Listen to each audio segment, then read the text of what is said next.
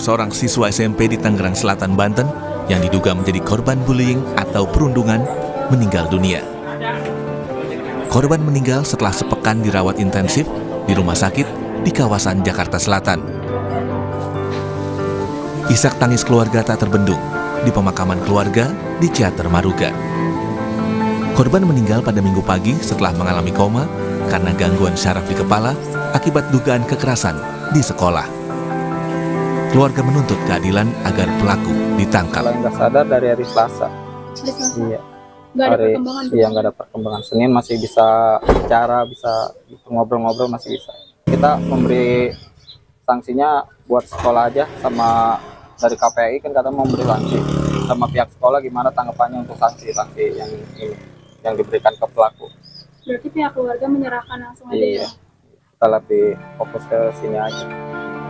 Kuasa hukum keluarga korban bilang bersama KPAI dan Dinas Pendidikan Tangerang Selatan telah melaporkan kasus dugaan bullying yang mengakibatkan korban meninggal ke polisi. Baru dikabarin jam 6 pagi setelah sholat subuh, dikabarin bahwasannya jam udah nggak ada. Sampai saat ini kemarin kita nanya ke pihak PPA Polres, bahwasannya ini laporan itu dari KPAI, Bang. KPAI sendiri yang bikin laporan. Dari UPTD PPA juga bilang, Dindik pun juga bilang katanya laporan karena viral. Sementara Komisi Perlindungan Anak Indonesia atau KPAI mendesak polisi untuk segera menangani kasus perundungan atau bullying yang terjadi di salah satu SMP di Tangerang Selatan yang menyebabkan korban meninggal dunia. Kata KPAI, semestinya sekolah langsung merespons sejak pertama kali ada laporan tindakan bullying. KPAI mencatat kasus perundungan di sekolah setiap tahun ajaran baru meningkat. Kepolisian untuk segera menindaklanjuti. Dan pada intinya kami sudah melaporkan ya Mbak, tetapi laporan memang belum tersebut laporan utuh karena memang kami menunggu dari pihak keluarga. Penanganannya juga mestinya sekolah harus sigap ya, karena jangan hanya berfokus di preventif, penanganan juga demikian. Kalau sudah terjadi kan sekolah juga harus melakukan sesuatu gitu ya. Kami sedih sekali Mbak, memang KPAI mencatat bahwa pada tahun ajaran baru ini indikasi bullying itu memang naik ya. Kenapa? Karena pada saat itu ada junior baru, kemudian ada senior baru.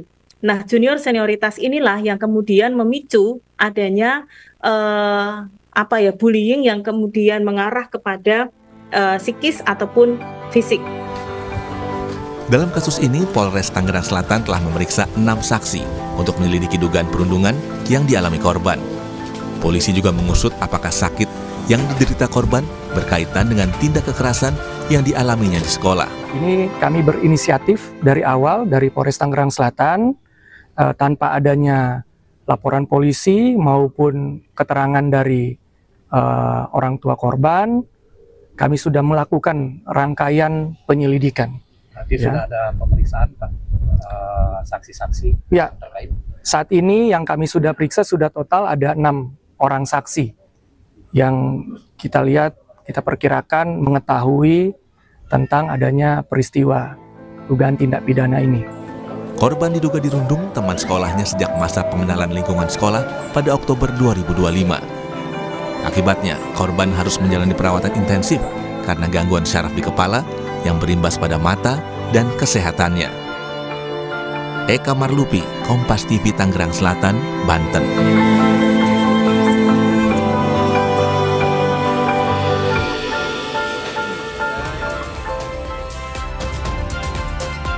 Seorang siswa SMP di Tangerang Selatan, Banten yang diduga menjadi korban bullying meninggal dunia.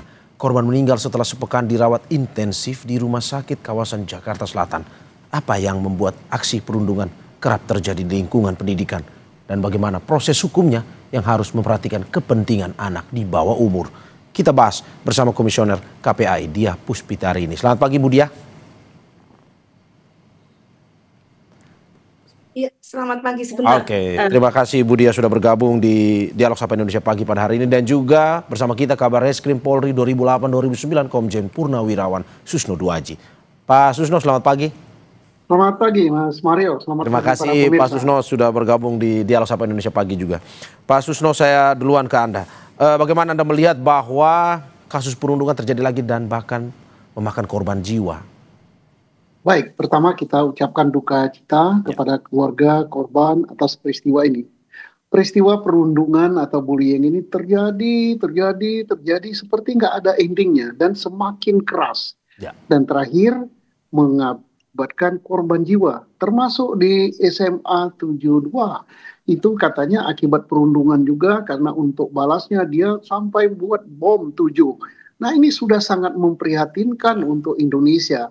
Ini tantangan bagi sekolah, bagi orang tua, bagi KPAI. Ini tidak cukup diselesaikan oleh Polri. Kalau Polri kan menyelesaikan masalah setelah terjadi pidana. Dan ini kita bersyukur Polres Tangerang Selatan belum ada laporan tapi sudah menangani. Ya. Tapi harus lebih cepat dari itu. Sekarang kan baru 6 saksi yang diperiksa. Guru harus diperiksa, harus dimintai pertanggungjawaban. Kemudian bagaimana mengatasi ini? Nah, mengatasi ini kan sudah ada instruksi dari Kementerian Pendidikan zaman dulu ya, tahun berapa lupa saya, bahwa sekolah itu harus zero daripada kekerasan. Harus membuat saluran laporan yang bisa direct ke sekolah atau direct ke KPAI kalau ada siswa yang dibullying. Dan saluran itu harus sedemikian rupa, tidak diketahui oleh siapapun siapa yang lapor. Nah, sekarang bagaimana tindakan hukumnya? Tindakan hukumnya jelas karena ini masih anak-anak, maka ini dikatakan adalah anak bermasalah dengan hukum. ABH, ya? Peradilannya pun tunduk pada peradilan anak gitu. Kemudian ancaman hukumannya tetap lebih ringan. Tetapi apapun juga yang terjadi, hal ini pertama harus diberikan keadilan kepada keluarga korban atau kepada korban, dan ini tidak boleh terjadi. Ini saya dengar akibatnya daripada beruntun daripada pengenalan prasekolah ya, kenalan itu masa pengenalan sekolah. Nah itu bila perlu Kementerian Pendidikan menghapus acara itu, tak perlu, manfaatnya tak ada. Justru yang terjadi adalah tindakan kekerasan pada siswa. Demikian. Anda mau bilang bahwa ini sebenarnya bukan hanya persoalan atau ditangani oleh polisi, tapi semua pihak ya? Iya, polisi kan pada gerbang terakhir setelah ada kejadian. Nah sebelumnya ini pihak sekolah lah kejadiannya di sekolah yang paling tahu itu. Nah sekolah kenapa tidak membuat saluran bahwa harus ada laporan kalau ada yang dibullying dan sekolah ngambil tindakan tegas. Bila perlu anak yang suka main merundung itu, entah senior entah apa, dikeluarkan aja dari sekolah. Jangan sampai terjadi lagi gitu. Kasihan jiwa. Sampai saat ini belum ada laporan kalau kata polisi dari pihak keluarga, tapi polisi sendiri yang melakukan penyusutan. Menurut Anda dari sekolah sebenarnya ini adalah sebuah tindakan yang salah karena tidak melaporkan sebenarnya terkait dengan perundungan tersebut. Iya. Karena ini peristiwanya pidana, Polri tidak perlu nunggu laporan. Tidak perlu nunggu laporan, sudah benar tindakan kepolisian Polres Tangerang Selatan. Tetapi apapun juga pihak sekolah ini dinilai tidak ini ada rasa abailah terhadap peristiwa ini. Kok nggak lapor? Nah, mestinya lapor, mendatangi keluarga korban, minta maaf dan sebagainya. Karena kejadiannya ini di sekolah. Masa sekolah nggak tahu ada bullying, ada perundungan terhadap siswanya sampai demikian keras gitu. Nah, makanya penyidik Polri harus memeriksa juga kepala sekolahnya. Oke, saya ke Budia dari KPAI. Budia, bagaimana penanganan proses hukum kasus yang menimpa siswa SMP tersebut? Iya, per hari ini sampai tadi malam kami minta dari pihak kepolisian untuk segera saja untuk menaikkan ya. Artinya kalau dari pihak keluarga belum ada laporan ya tidak menjadi masalah ya Pak Susna ya. Kalau kemudian kepolisian tidak perlu laporan, ini pidana ini. Ya, jadi pihak kepolisian langsung untuk melakukan penyelidikan. Itu yang pertama. Yang kedua, ketika saya bertemu dengan Polres Tangsel pada hari Selasa, itu sebenarnya sudah kami minta untuk segera ditindaklanjuti ya, bahwa bullying dalam bentuk apapun, apalagi ini sampai fisik ya, mohon untuk segera ditindaklanjuti begitu. Meskipun dari pihak sekolah, karena saat itu juga kami bertemu dengan kepala dinas ya, dari pihak sekolah menyampaikan bahwa sudah memediasi, tetapi kan mediasi gagal ya Mas ya, karena memang kondisi anak juga semakin buruk begitu ya, sehingga ya tampaknya kalau tidak berhasil di mediasi di sekolah ya diproses lebih lanjut begitu. Budia, sampai saat ini juga bukan hanya dari sekolah, tapi pihak keluarga juga tidak melaporkan. Apakah mungkin ada dugaan, tekanan buat pihak keluarga sehingga tidak melaporkan ini atau bagaimana sebenarnya? Setahu saya informasi yang kami dapat dari pihak keluarga memang si anak korban dengan anak anak yang terduga pelaku ini kan memang dekat ya. Dari tempat tinggal juga secara ini kan juga agak dekat, mungkin ada rasa tidak enak juga. Tetapi kami sudah mengedukasi bahwa bentuk apapun itu, sedekat apapun, karena anak punya hak untuk dilindungi secara undang-undang dan harus ada proses hukum, tidak jadi masalah begitu. Justru kalau lebih cepat lebih baik. Oke, seperti yang dikatakan Pak Susno tadi, apakah memang ke depan proses hukumnya akan melalui lewat undang-undang peradilan anak atau bagaimana, Bu? Iya, tetap. Jadi untuk anak korban dan anak yang terduga pelaku itu kan memang dilindungi ya, terutama dalam Undang-Undang Perlindungan Anak di pasal 59A. Kemudian untuk anak berkonflik dengan hukum itu selain Undang-Undang Perlindungan Anak juga Undang-Undang Sistem Peradilan Pidana Anak. Jadi nggak usah khawatir ya, sebenarnya di dalam penegakan hukum di Indonesia ini kan sudah mengukur, walaupun memang seperti kata Pak Susno tadi, perilaku anak-anak kita hari ini memang sangat berbeda ya, jauh lebih ini daripada sebelum-sebelumnya. Tetapi ya bagaimanapun juga karena ini masih anak di bawah umur, memang ada perlakuan yang berbeda dari orang dewasa. Oke, apakah nanti akan dimasukkan ke rumah detensi atau bagaimana proses hukumnya, Bu? Biasanya selain rehabilitasi, Mas, jadi ada rumah aman ya, direhabilitasi dulu, terus kemudian nanti proses hukum. Jadi kalau memang melibatkan anak di bawah umur, di pasal 59A itu kan memang prosesnya harus cepat karena ada hak-hak anak di situ. Ya. Nah, yang kedua nanti kita lihat. Jadi memang ada tingkatan restoratif justice itu ada diversi. Dan kalau diversi gagal juga masuk di penyelidik di P21 ya Pak Susno ya. Kemudian nanti juga ada diversi juga di situ. Jadi diversi yang dilalui anak ini nanti sampai 3 kali. Dan itu pun juga ada konsekuensi hukum, betul ya Pak ya? Oke. Saya kembali ke Pak Susno. Pak Susno, melengkapi apa yang disampaikan oleh Bu Diah tadi, proses hukum penanganan anak ini seperti apa? Pertama, dia tunduk kepada undang-undang tentang perlakuan pidana oleh anak. Kedua, hukum acaranya tersendiri peradilan anak. Nah, untuk kasus ini korbannya korban nyawa. Saya mohon kepada Polres Tangerang Selatan agar cepat, karena ada ketentuannya harus diproses lebih cepat. Tidak perlu menunggu laporan baik dari keluarga, dari korban, ataupun dari KPAI. Ini bukan delik aduan, ya satu. Yang kedua, segera saja proses, kemudian sesuai dengan ketentuan perundangan peradilan anak. Ketiga, tentang tentang damai ya, justice tadi, itu tetap harus diproses secara hukum, karena ini bukan saja misalnya mengakibatkan cedera, luka dan sebagainya, ini nyawa. Nah, tentang adanya misalnya ketentuan pihak keluarga daripada anak yang bermasalah dengan hukum mendekati pihak keluarga korban, itu tidak masalah, misalnya memberikan bantuan atau itu termasuk hal-hal yang meringankan, yang beritikat baik. Tetapi bukan berarti bahwa proses hukumnya menjadi tidak ada. Ini nyawa melayang. Ya, bagian dari memberikan efek jerah juga ya. Iya, bagian ini pendidikan ya. Jangan dikira bahwa hukum itu membuat sengsara. Tidak, ini lebih banyak lagi unsur pendidikannya agar hal serupa tidak terjadi di seluruh Indonesia. Saya yakin di seluruh Indonesia banyak hal seperti ini, tapi yang terangkat ke permukaan hanya ini gitu. Nah, yang lain banyak ini. Nah, ini catatan juga untuk pihak pendidik, pihak sekolah gitu. Sekolahnya ini kalau terjadi demikian, ini sekolah bermasalah.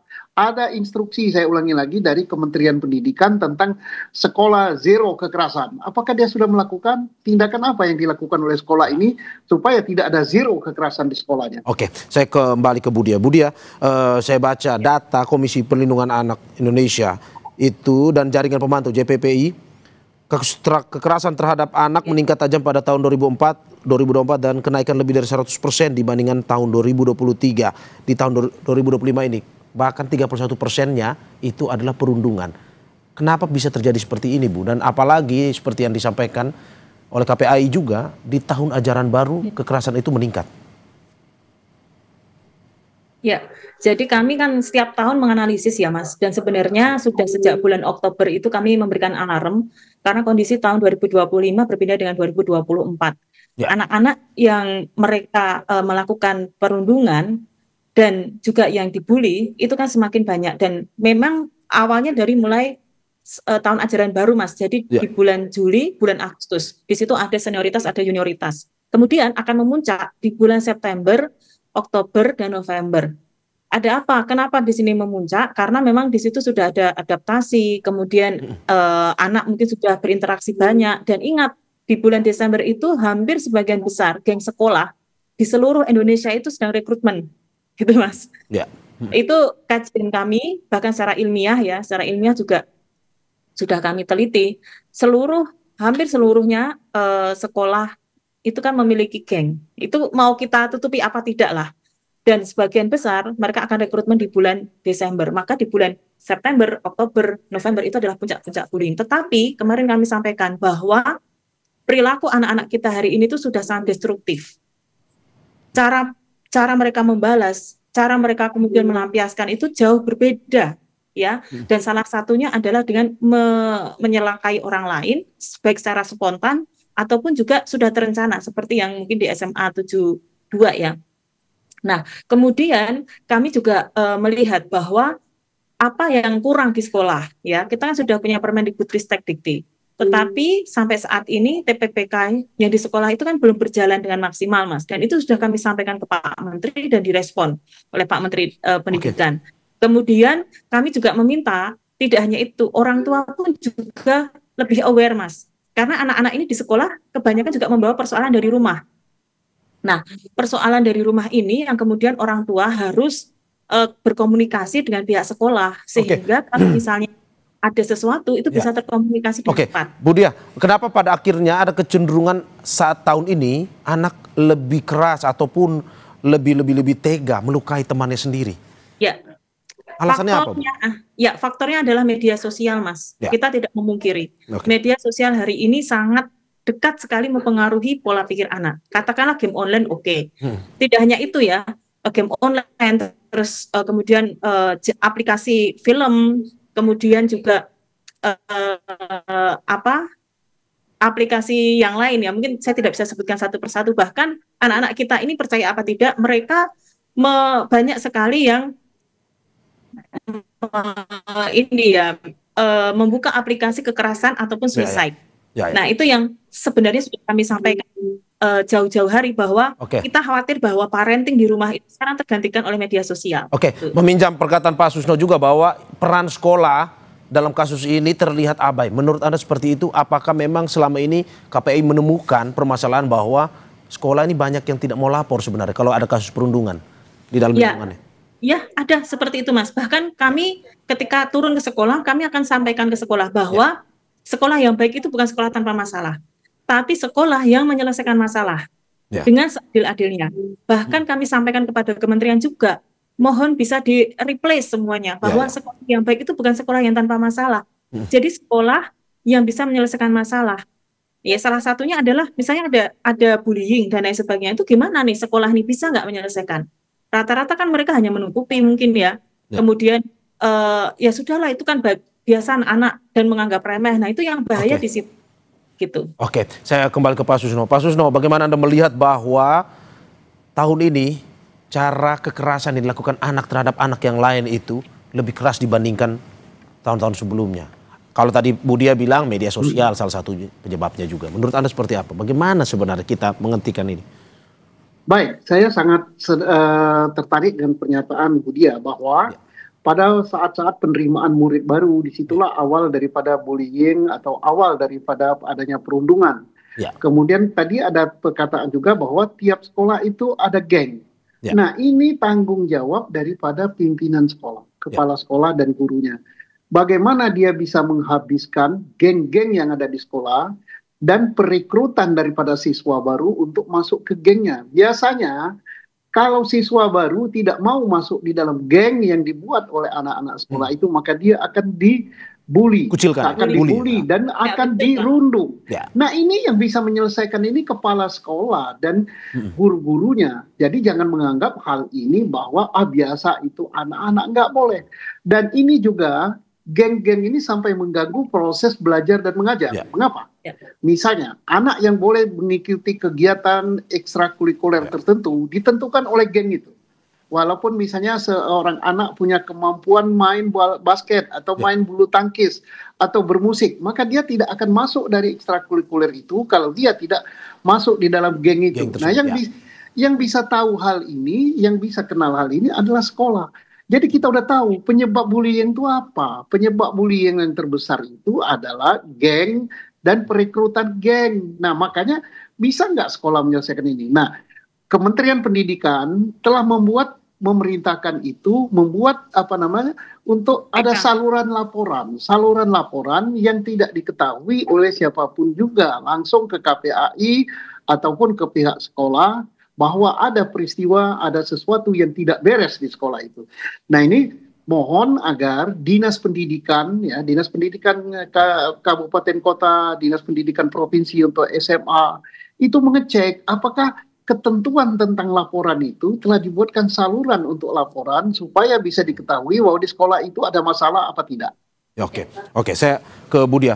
Budia, selain mencelakakan orang, kasus perundungan ini saya catat juga dari data KPAI ada 25 siswa selama tahun 2025 ini sampai Oktober kemarin itu mengakhiri hidupnya atau suicide akibat terkena perundungan tersebut. Seberapa destruktifnya merusak psikis seorang anak?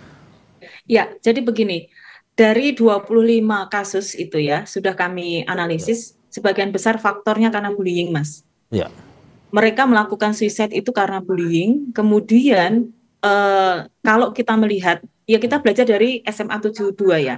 Sampai detik ini belum ada yang mengatakan bahwa apakah itu ada kaitannya dengan suicide. Kami sudah menyampaikan itu sebenarnya mewanti-wanti Polda Metro Jaya, coba dicek apakah memang ada kaitannya ya. Terus yang kedua, ada faktor mereka itu ingin live ini ya, IG dan lain sebagainya pada proses mereka suicide, Mas. Itu kami temukan.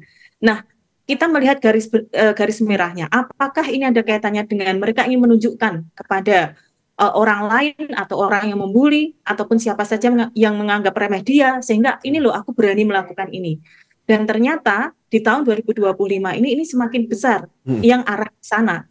Salah satunya indikasinya adalah mengakhiri hidup di tengah-tengah kerumunan ataupun di tengah-tengah kehidupan dunia maya ya, misalnya live Zoom, live IG, live media sosial dan lain sebagainya. Nah, terus yang kedua, apakah ini ada kaitannya juga dengan anak-anak ingin menunjukkan? Iya, karena mereka menulis surat juga, Mas. Beberapa anak itu menulis surat sebelum mengakhiri hidup. Nah, salah satunya ya kebanyakan mereka ada konflik di sekolah, kemudian mereka bingung mau menyampaikan pada siapa. Memang kalau dari 25 kasus itu paling banyak adalah bullying dan terjadi di anak-anak SMA, baru kemudian anak-anak SMP dan anak-anak SD. SD ada loh Pak Susno ya, yang mengakhiri hidup. Kemudian faktor yang kedua selain bullying adalah pengasuhan, Mas, di dalam keluarga. Dan yang terakhir adalah faktor asmara. Oke. Saya akhirnya kita masuk ke kesimpulannya untuk apa yang disampaikan oleh Pak Susno tadi. Apa sebenarnya, Bu, kepada sekolah yang pihak paling pertama tahu terkait dengan ini? Apa dasar dari KPAI terhadap sekolah pada akhirnya jika memang mengabaikan ini? Satu begini, guru itu sekolah harus punya asesmen awal, Mas. Setiap anak masuk sekolah, tahun ajaran baru ataupun anak dari SD ke SMP atau SMP ke SMA, itu harus ada need assessment. Saya pun pernah jadi guru, Mas, di tahun 2009, dan itu sudah saya lakukan saat itu ya. Apalagi hari ini, mestinya kan semua sekolah sudah bisa melakukan itu. Kita menghadirkan profesional ya, dan ini juga bagian dari pengembangan diri anak. Dari asesmen itu bisa ketahuan mana anak yang memang dia bermasalah di rumah, mana yang mengalami kecenderungan yang berbeda, dan mana kemudian anak ini yang masuk kelompok rentan. Sebaiknya sekolah, berkali-kali saya ingatkan di kementerian dan juga di sekolah, bahwa buat kelompok rentan. Jadi anak-anak yang mohon maaf mereka terpisah dari orang tua, ya kan? Orang tuanya berpisah dari orang tua, terus tinggal bukan dengan orang tua itu berbeda, tetapi mereka juga masuk kelompok rentan. Kemudian secara ekonomi dan mohon maaf, sasaran bullying itu kan bisa dilihat ya Pak Susno ya. Ada orang yang berpotensi untuk dibully, ada, Mas. Ada mohon maaf dari fisik, dari psikis, atau mungkin dari kepandaian yang yang berbeda dengan teman-temannya, dia pendiam, secara fisik mungkin lebih kecil atau besar, itu kan memang berpotensi. Nah, seharusnya sekolah itu punya itu, dan itu dilakukan oleh guru kelas, guru BK. Baru kemudian sekolah mereview nih. Jadi kalau menangani anak kan bukan anak yang bermasalah saja. Terusnya anak yang jadi korban bullying itu juga diajak, ataupun anak yang berpotensi untuk dibully itu juga diajak komunikasi, di konseling gitu ya. Nah, baru kemudian itu untuk awal, Mas. Nah, kemudian yang kedua, selain sosialisasi itu bisa nggak menghadirkan sekolah itu sebagai ruang yang setara. Setara dalam artian begini, di sekolah ini nggak ada yang paling kaya loh. Di sekolah ini meskipun anak kepala sekolah dia tetap murid. Di sekolah ini dia anak pejabat apapun tetap murid gitu loh. Sama rata ya? Nah itu kan mestinya dipahami. Ya. Dan yang terakhir adalah buat kebijakan sekolah yang nir kekerasan, bukan nir kekerasan itu susah, nir dengan toleransi, zero toleransi. Dalam artian anak-anak saling respect to the other, menghargai dan disibukkan gitu loh, Mas. Gitu, disibukkan dengan aktivitas yang positif.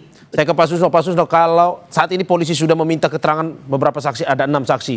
Kalau misalkan polisi menemukan ada pembiaran oleh pihak sekolah terhadap bullying tersebut, bagaimana proses hukum? Apakah bisa diproses hukum jika ada pembiaran tersebut? Iya. Karena orang yang membiarkan sesuatu kejahatan, yang mengetahui satu kejahatan tidak mengambil satu langkah, itu bisa diproses. Jadi makanya pihak sekolah pun harus diperiksa, guru apa langkah yang dilakukan guru terhadap bullying yang terjadi di sekolahnya, apakah telah mengambil tindakan yang cukup. Kalau mungkin misalnya sudah pernah terjadi seperti itu dan guru tahu gitu, membiarkan itu pembiaran dalam suatu kejahatan. Nah kemudian kita mohon juga tadi tentang apa yang disampaikan Budia, tentang, sekali lagi saya ulangi, perekrutan untuk menjadi anggota geng sekolah itu terjadi saat penerimaan murid baru. Nah ini, masa sekolah nggak waspada, masa sekolah nggak ngawasi, mestinya begitu ada terjadi gini, sekolah mengadakan cek, ngisi belangko kepada siswa, apakah Anda pernah diminta untuk menjadi anggota geng di sekolah ini, ataukah di sekolah ini ada geng. Bagi anak-anak atau siswa yang dirikan geng atau direkrut untuk geng langsung ditindak. Udah.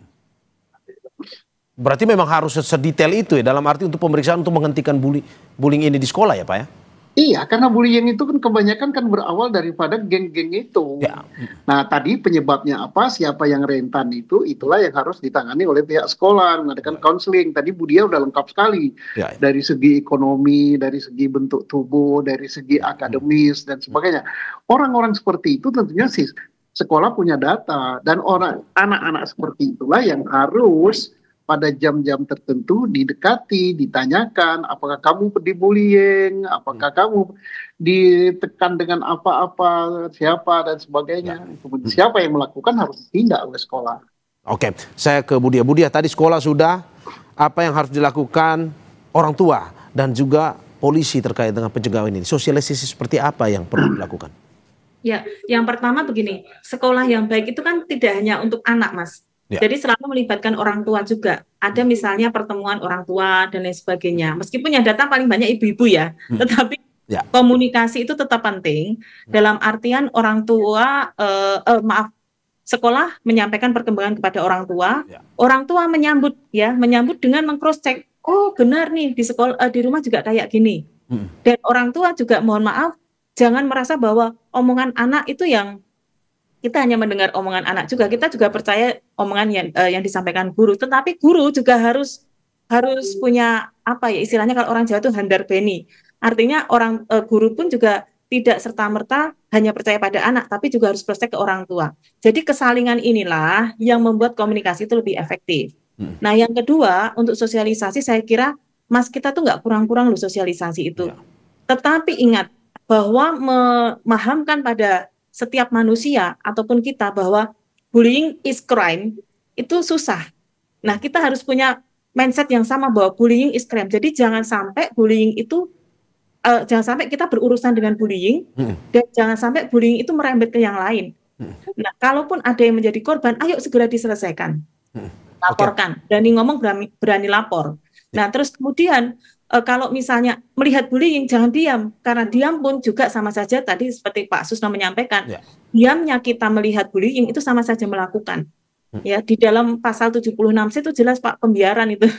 Pembiaran di Undang-Undang Perlindungan Anak. Jadi sebenarnya bisa ada konsekuensi hukumnya, Mas, gitu. Oke, dan juga komunikasi antara guru dan orang tua ini harus lebih lancar ya terkait dengan untuk mencegah atau mitigasi terhadap pembulian ini ya Bu ya? Betul. Logikanya begini, orang tua dan guru ini kan orang dewasa ya. Ya. Pembicaraan orang dewasa itu frekuensi dan gelombang elektromagnetiknya itu lebih mudah daripada, mohon maaf, orang tua dengan anak ataupun guru dengan anak. Jadi mestinya kedua belah pihak ini saling bisa memahami. Kalau komunikasi dengan efektif kan tidak ada salah paham gitu. Oke, Pak Susno terakhir, singkat saja terkait dengan pencegahan ini, apa yang harus dilakukan oleh polisi khususnya untuk sosialisasi, untuk mitigasi ke depan terkait dengan pembulian?